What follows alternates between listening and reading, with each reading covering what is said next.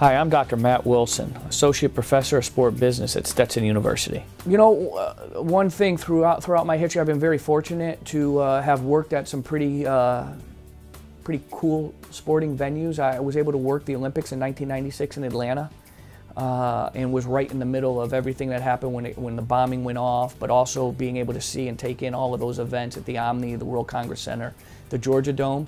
And another job that I had, I spent 1 year as a caddy at Augusta National, which was a great experience, learning it from the customer service standpoint, but also to be in the hallowed grounds of Augusta National and having had the opportunity to play the golf course, which not many people, that's a highlight for a lot of amateur golfers to be able to do, and to say that I've been able to do that, those are pretty special experiences. I think one of the most rewarding things about the job is when our students get to volunteer at some really great sporting events.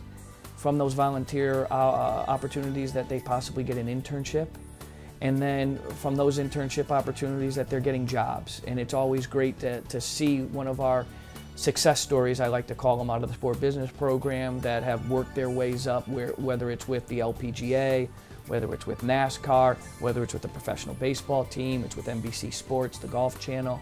That's the most rewarding thing that I get out of the profession. I think what we're seeing is that more and more athletes are starting to have a call for compensation. I mean, college athletics is a multi-billion-dollar industry.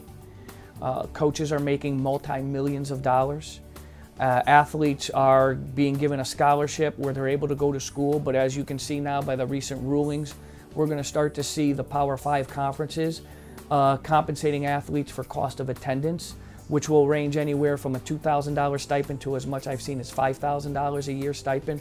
So the athletes are starting to receive compensation, but as far as when you look at a case like Ed O'Bannon, the former basketball player at UCLA, his case against EA Sports and the NCAA, it's interesting to see that a couple of those EA Sports did settle out of court.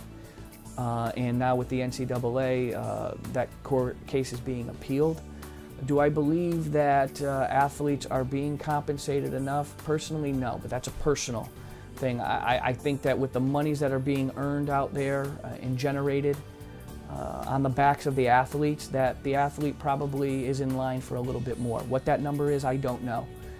On the other hand, you hear the argument of saying, well, they have a free education. When they come out, they're not going to have the debt if they're on scholarship as other students. I understand that, but the argument there is that a lot of our student athletes, because of the time commitment that they have, it's no longer a sport of one semester, it's a sport of an entire year. And they don't have the opportunity to get a job as readily available that maybe some other undergraduates do. And so it's a very complicated discussion. But I'm glad to see that the cost of attendance stipend is starting to be put into place at some universities. You know, you've got your Power 5 conferences now, the ACC, SEC, Big Ten, Pac-12, and Big 12. Those schools with the revenue that they generate, they can do it. But when you've got smaller universities, it's going to be a decision that's made by the conference. And for some schools, they just don't have these revenue streams that the other big schools have. So only time will tell.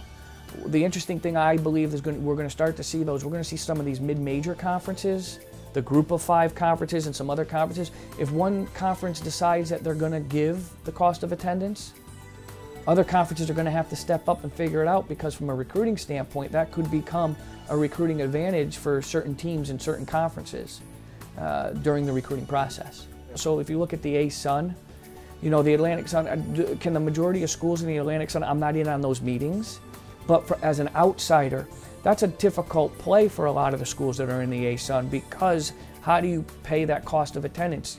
If you give it to one, you've got to give it to all.